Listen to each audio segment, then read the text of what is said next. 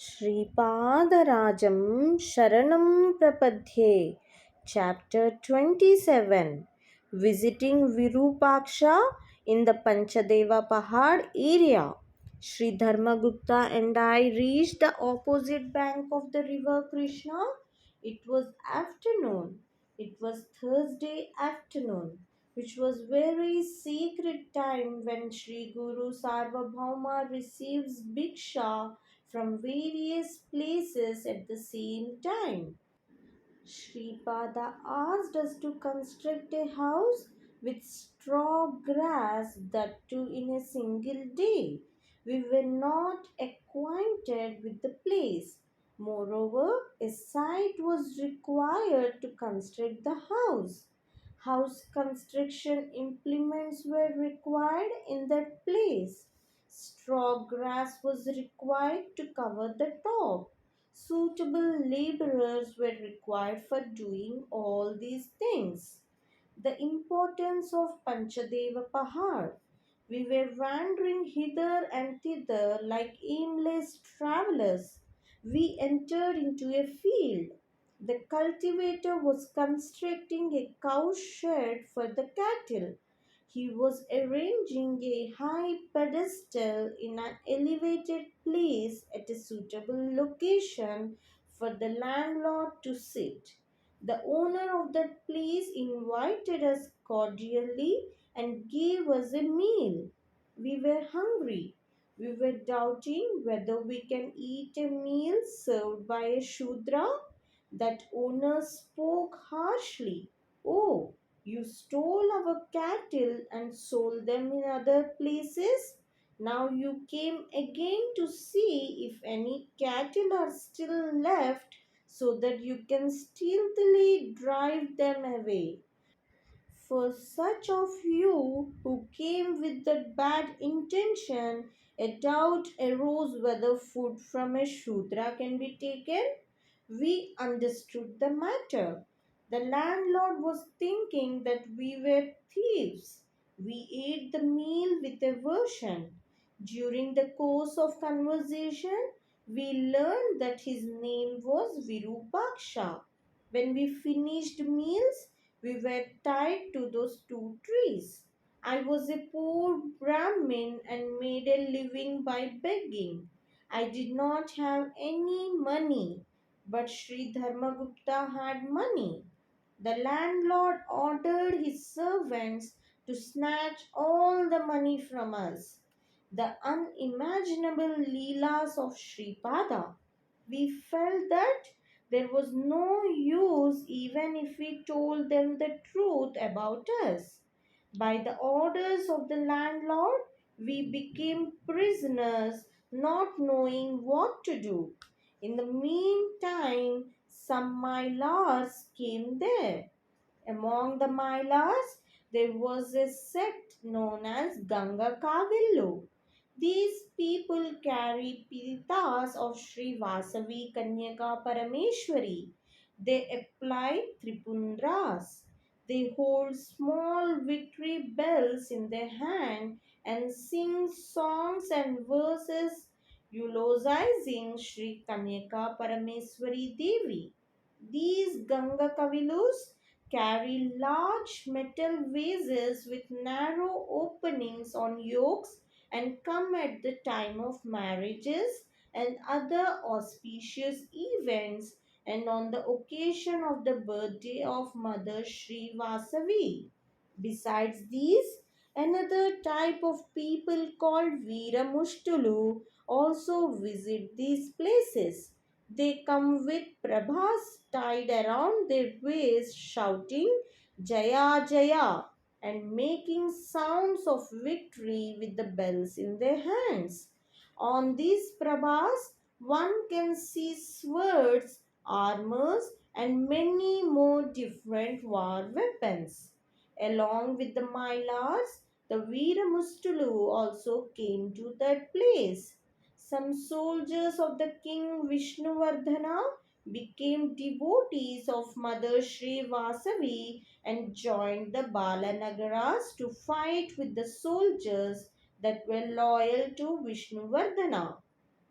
The people in the families of those soldiers who were devotees of Mother Srivasavi are called Veeramustulu, since they sacrificed their wealth, honor, and lives in that sacred war on the day the Vaishya kings honored them during auspicious occasions.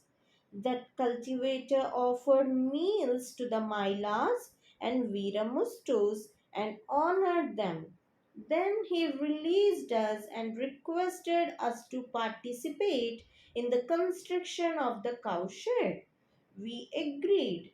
When all the work was finished, Virupaksha asked me, "Do you know what is Mustilo Musti Veera Musti?" Arms within arms is bigoted heroic begging of alms. I replied that I did not know. In the evening, we were also given a meal. He commanded that we should guard the cattle well and sleep there that night. Afterwards, he left with his band of servants.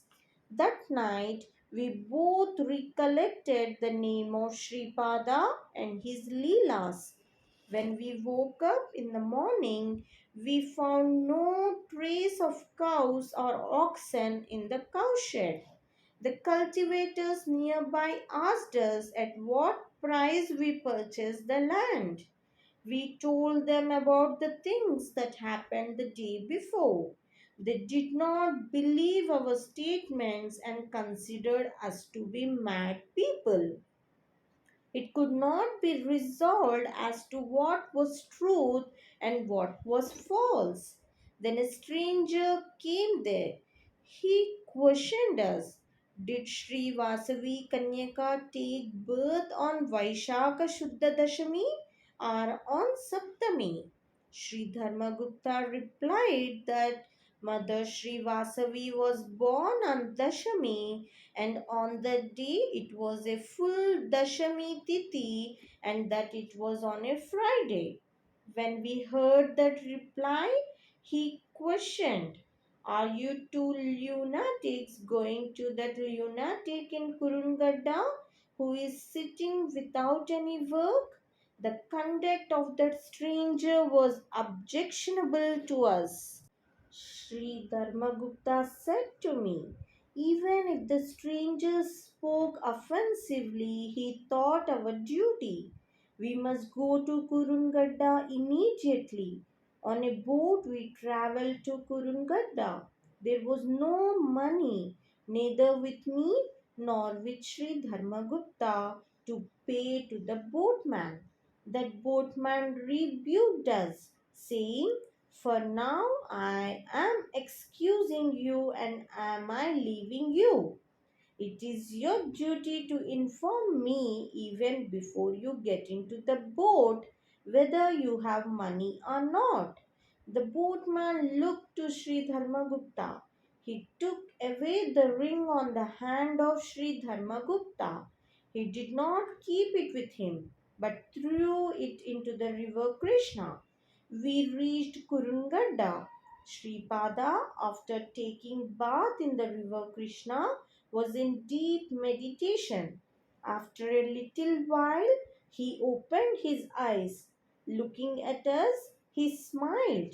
He asked us if we had built a house required for holding the Darbar, royal court, at Panchadeva Pahad. We narrated all the things that took place on the day before. He said, "My dear, without my will, no one can come to me. Without my will, nobody will have devotion for me. Within a second, I can make a rich man, however rich he is, into a pauper. However poor a pauper is, in a moment I can make him rich. I can make a mad fellow into a healthy person, and I can also make a person who is completely healthy into a mad fellow. All powers and siddhis are in my hand. The landlord whom you saw yesterday was Virupaksha, the brother of Sri Vasavi Kanyaka. The cow wealth which you saw was the same cow wealth that Sri Kusuma Sresti had at that time. The Mailas and Viramustis that you saw were of those days only. That stranger who asked you in an objectionable language whether you were going to Kurungadda was myself. The one who took the ring from Dharmagupta and threw it into the river Krishna was myself. My court was built by Mailas, Veeramustis, Veerabhadra, and his associates. It was purely your good fortune that you also took part in that great endeavor. For me, all the times, past, present, and future are the same. All the places are the same. I can recreate the incidents of any place and of any time. I can also create new incidents with some changes. At the end of Kali Yuga, this illusionary human form of mine as Sripada Srivallabha will change into Sri Padmavati Venkateshwara. People who know that everything is in my hands are blessed.